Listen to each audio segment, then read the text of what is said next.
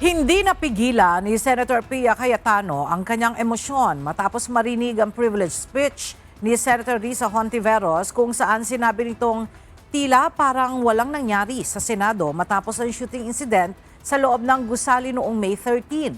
Agad namang nilapitan si Cayetano ng kapwa-senador na si Loren Legarda na naging emotional din.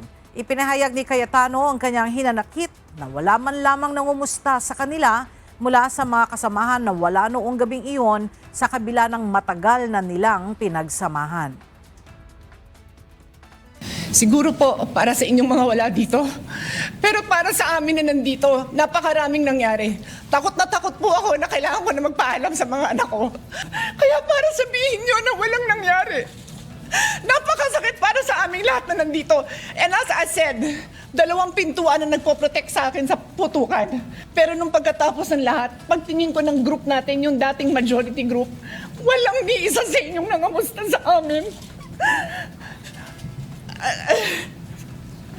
Some of you I've known for 20 years, 10 years, and I didn't even hear any of you say, "Kamusta na kayo dyan?" Napakasakit na sa akin. Sobrang sakit. So yun.